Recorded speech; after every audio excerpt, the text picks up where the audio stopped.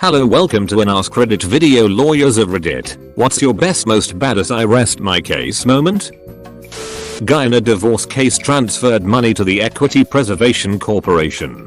I looked at the corporate filing. There were only 2 shareholders. Knowing who they were, I asked on cross-examination. He denied knowing them. I then asked about them by name. He admitted they were his parents. IP lawyer, deep in a set of terms and conditions on a website. Our client's details, name and contact details, were listed. So it is very evident that they just copy-pasted our client's legal terms and conditions and missed a couple of details they needed to change. I was handed the matter.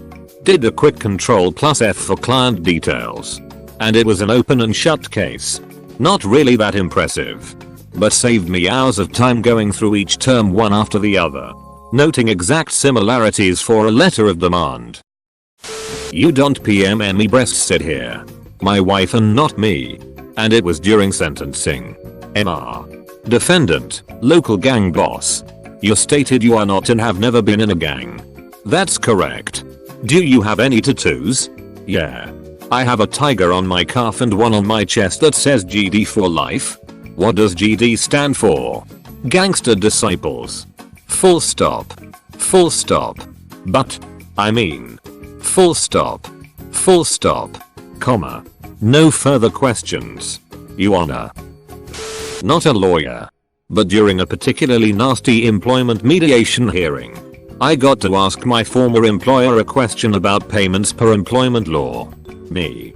Did you or did you not pay into state mandated unemployment insurance fund for all your employees past and present? Silence.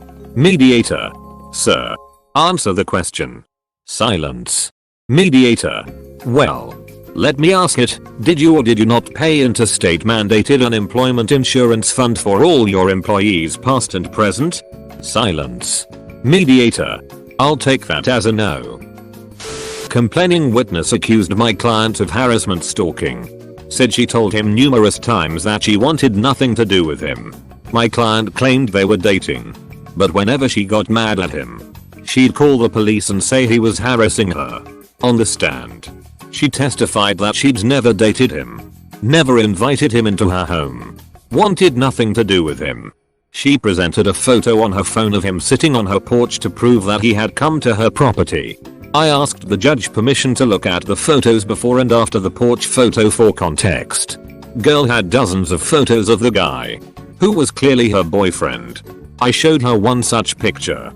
This is MR. So and so. Right? Yes. In this photo. He's on a bed.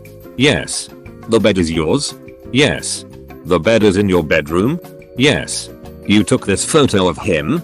Yes. He's smiling in the photo? Yes. And in this photo, he's wearing your brassiere? Yes. No further questions. Your Honor.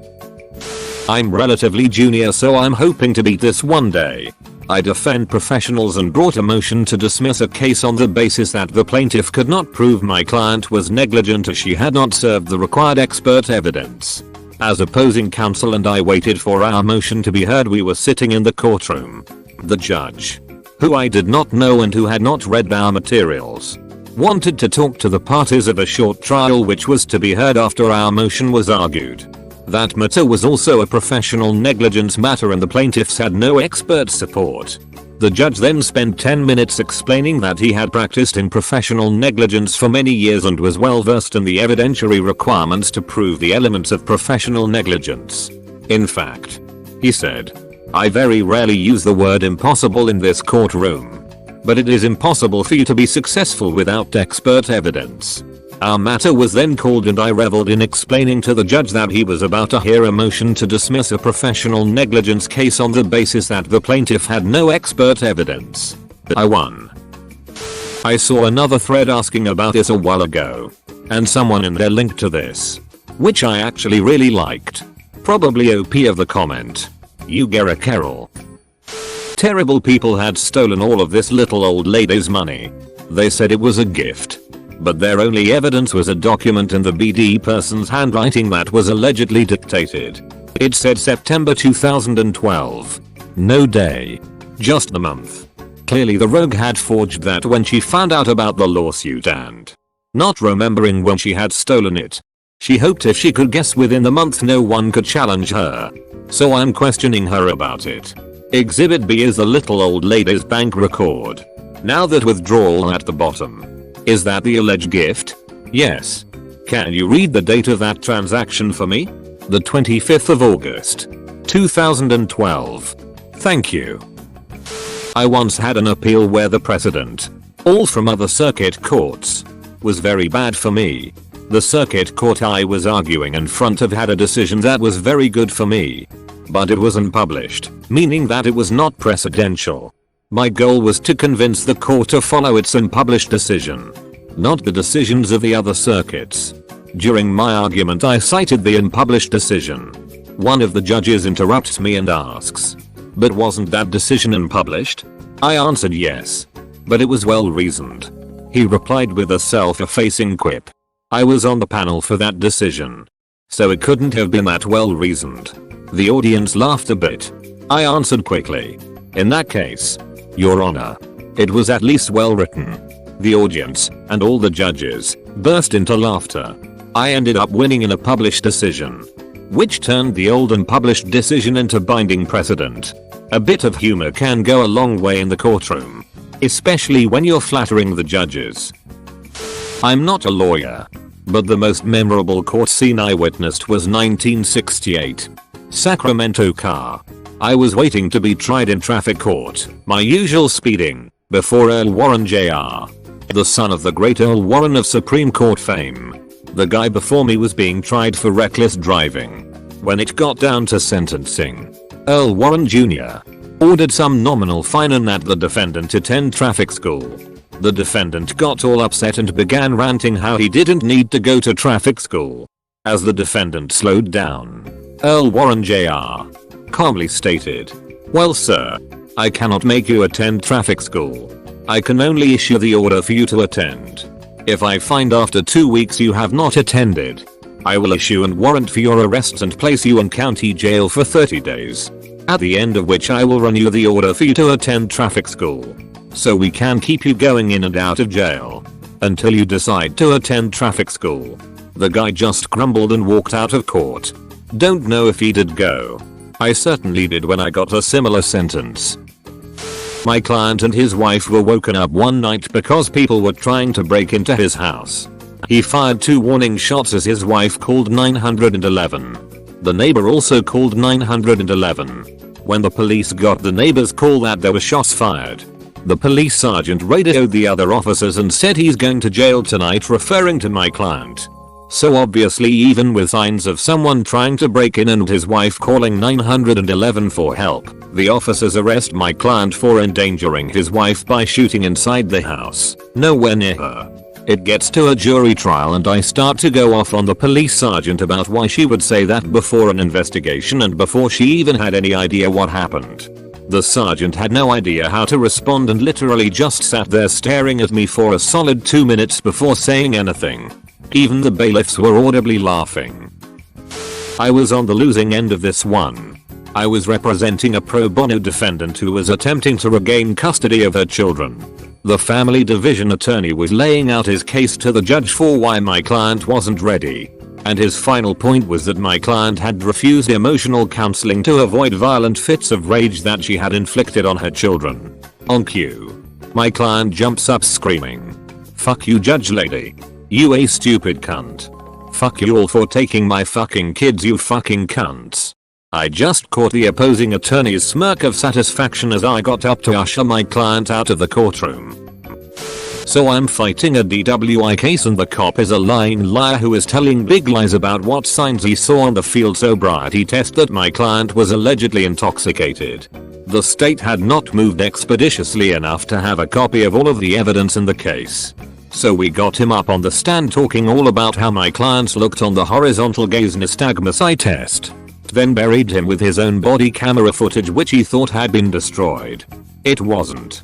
The judge, the newly elected Democrat in Texas, made findings on the record that the police officer had intentionally lied and misrepresented the truth. The state still tried to fight the case, but it came out the right way. I witnessed this sitting in court. It was a drug case and there was some discussion between the prosecutor, defense attorney, and the judge about the quantity. Judge says something like, "Right. But that's in ounces. How many grams is that?" Prosecutor and defense attorney say they don't know. Judge says, "I mean, we can figure it out. How many grams are in an ounce?" Prosecutor and defense attorney still shrug. Like dunno. All of a sudden the defendant pipes up. 28.3. Obligatory, not a lawyer. But I was defending myself against a debt collector for a debt so old I could not even remember for sure that it was mine. Me to the debt collector. "Can you provide the actual contract bearing my signature along with a chain of title to the debt?" Debt collector's lawyer. Crickets. I look at the judge. Judge to lawyer. "Well, can you?" Debt collector's lawyer while looking through paperwork. Well, no. Not at this time, Your Honor. Judge. Case dismissed. Note. To prove that a debt collector owns your debt, they must prove how it came to own it. Often, old debts are sold and resold over and over again to a number of subsequent debt buyers. When this happens, the debt collector must prove each and every assignment by showing a chain of title reaching all the way back in history to the original creditor.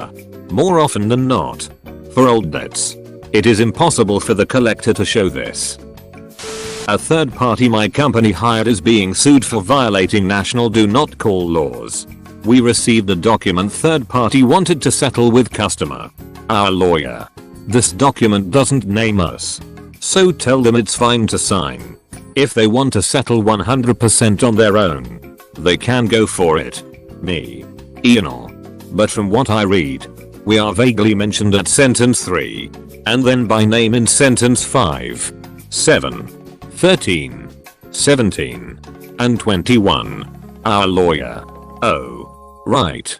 Force them not to sign it as we have to figure this out on our side. These are the people who make 5x what I make and charge $800 out and not even read the first paragraph of the settlement. Anytime you win a motion for a judgment of acquittal is pretty fun. An MJO is a motion the criminal defense attorney makes immediately following the conclusion of the prosecution's case. The motion is essentially saying, even if you believe all of the prosecutor's evidence, including the testimony of their witnesses, you still cannot convict my client. I had a case recently where the prosecutor failed to establish that the incident occurred within the court's jurisdiction. So, because the prosecutor failed to ask its witnesses, where did this occur? Or something along the lines of did these events happen in X county? I win. It feels like a gotcha tactic or exploiting a loophole. But I can almost guarantee that the prosecutor won't make that mistake again. Also, it is a great feeling when the state rests, and you know you have the trial in the bag. My brother-in-law is a DA. He was attacked during sentencing by a child molester. The pedo got his hand chains around his neck and was choking him. My brother-in-law fought until the deputy pulled him off, then continued with his recommendations like it didn't happen. We all heard about it on the news later. When we asked him, he said, "It was no big deal. I'll take the bruising if it keeps him away from kids longer." My brother-in-law had bruising to his neck, throat, and his voice was messed up for about a week. I had one where I pretty much knew the jury was on my side by the end. I had prepared my closing statement the night before, so I was ready to go. There was a break where the jury was out before receiving their instructions. I noticed that the opposing counsel was writing his closing statement during that break and would likely continue while judge was reading the jury instructions. His table was a mess, papers and books everywhere, and he was frantically scribbling on a notepad and shuffling through papers, adding things up in a phone calculator, etc. I decided to clear everything off of my table and put it out of sight. When the jury came back in, I just sat there with nothing but a brand new, clean yellow legal pad and a pen. Opposing counsel was still scribbling and shuffling and his table was still a mess. I sat back and crossed my legs and pressed my fingertips together and listened while the judge read the instructions to the jury. I like to think that made a good final impression on the jury. They came back with a verdict fully in my favor. An ex of mine read a Reddit comment of mine making fun of her tattoos that, ironically enough, She braggingly posted to bad to 2 threads. So I don't see what the big deal was. In retaliation, she filed for a restraining order alleging sexual assault and rape threats. In her written allegations, she straight up admitted that I don't have contact with her. That I'd spent most of the last year living 2,000 miles away from her. And that the only time she'd seen me in the last 2 years, I deliberately avoided her. If that weren't enough, on our day in court, when the judge asked her what threat I represented to her safety, security, and privacy, she said nobody should be able to say that about her tattoos. She literally forgot about all the made up sex offender stuff while talking to the judge. My time in court was preceded by people who had license violations but had not yet gotten proper licensing. I was called up to the stand, identified and so forth. The judge asked, "Have you since gotten a proper license?" "Yes, Your Honor." I held it up. Dismissed. Cop story from my cop buddy. My friend who is a cop was testifying against a defendant in court. During the break he happened to talk to the defense attorney in the hallway. He said, "Yeah, you're probably right. I don't think your client is guilty either." The defense attorney couldn't wait to jump on this opportunity. As soon as court was back in session, he calls my cop buddy back on the stand. "Officer so and so, is it true that just now on break, you stated to me that you believe my client is innocent of these charges?" "Yes. I wasn't under oath in the hallway." When I was in law school, I had to argue a case for an exam. I was the last in my class to go, so there wasn't anyone arguing against me. I opened with a motion to dismiss since opposing had failed to show. The judge grading me chuckled and said, "Touché, counsel." I still had to go forward, but we got off on the right foot and I ended up with an A. Ace attorney here. A parrot testified once and helped defend my client and convict the right person. I was trying a criminal sexual conduct case. My client was a stepfather of a 13-year-old girl and an 8-year-old boy. Allegedly my client fingered her on the living room couch while the 8-year-old boy was in the room with them watching TV. Mom was in a rehab facility for drug and alcohol abuse. My theory of the case was that the girl made the case up because my client refused to pay for modeling classes for the girl. The boy testified and said he saw the criminal act from where he was sitting on a recliner. On cross-examination I asked how he could see what happened since the lights were low, nighttime, and my client, who is 6 foot tall and weighs 200 pounds, was in between them.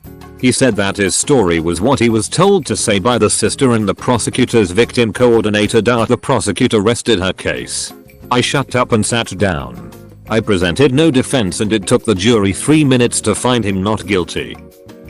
My 8-word trial would be up there. Basically my lowest ever effort court hearing win. I was required to say a grand total of 8 words during the whole thing. The defendant's lawyer has fucked up spectacularly and has tried ineptly to get his client and himself out of the shit.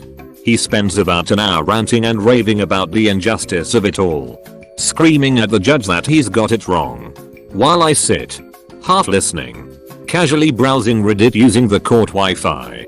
Eventually, he gives up and the judge says something like, "For reasons, I'm going to dismiss this application. Anything to add? You count Zappalay?" "No." Word 1. "Okay.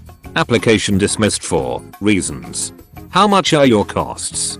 £12,000 plus VAT, a UK sales tax. Words 2-6. "Granted. Good morning. Thank you." Words 7 and 8. Corporate lawyer. So I don't have cases to rest. But once opposing counsel was forcefully insisting that it was ridiculous for me to expect a certain provision in a contract we were negotiating. And I pointed out that this provision was standard in his own firm's contract forms, as I knew from several prior transactions I'd worked on across from them. Pretty exciting stuff. He took it in stride and said, jokingly, "Well, of course it's fine when we ask for it." Not a case-winning moment, but a motion-winning one for sure. Think of cases like a big conflict, with motion hearings as little conflicts. Opposing attorney was insisting that Rule A meant they could do X. I tried multiple times to point out Rule A literally did not say that. During the hearing, the judge reached behind them, grabbed their rules of civil procedure, basically a dictionary of rules, placed it in front of the other attorney, and said, show me where rule A says X. Other attorney did not take the hint, read rules out loud for a brutal 5 minutes, and gave the book back. I said, Judge, I have nothing to add, it was pretty fun.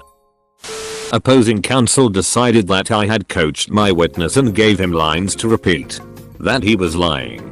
Short version is that he asked the witness if he spoke to me before he testified. Witness said he had. Attorney looked like he thought he had me. Attorney asked the witness what I told him, what instructions I gave him. Witness looked him dead in the eye and said, first thing he told me was to tell the truth no matter what. He said the lawyer is never the one who goes to jail, that he isn't going to jail for me, and if I lie, I'm on my own. Attorney looked like someone took the air out of him. Everyone in the courtroom simultaneously looked at me. Only time I've smirked or laughed in court. I wanted to put my feet up on the table like I was Vincent LaGuardia Gambini, hands behind my head, and say, I'm done with this guy. Defendant in a bench trial for a speeding ticket said he couldn't possibly go as fast as the officer clocked him. He knew this because he videotaped himself accelerating from a full stop to the location of where the officer sat. His experiment showed his vehicle could only get to 55 miles per hour and not the 67 mile per hour he was clocked at. The ADA then moved to have another speeding ticket issued because the actual posted speed limit was 50 miles per hour. I was prosecuting some kid. He had an antisocial behavior order, which meant that he was not supposed to go to a certain street.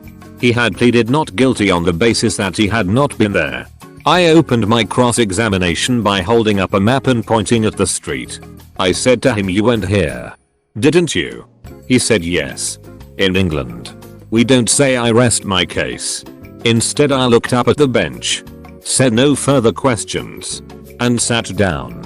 It might not seem badass, but I got the defendant to admit the offense with one question. That never happens. I represented a company that was sued for breach of contract by a former independent contractor. Dude basically alleged that my client wasn't paying him correctly in accordance with the contract. During his deposition, dude admits that he never reviewed any documents to make sure his allegations were true. Never reviewed his complaint before filing it to make sure the allegations in it were true. And had no idea whether or not my client actually failed to pay him in accordance with the contract. Basically, he tells me that he was suing my client because he didn't think their agreement was fair, even though he agreed to the terms when he signed the contract. The kicker is that he admitted that he owed my client money. At arbitration, he tries to flip his story and starts giving testimony that is the exact opposite of his dep. So I whip out his transcript and undermine his testimony bit by bit. Needless to say, I won that case. Thanks for watching, have a good day.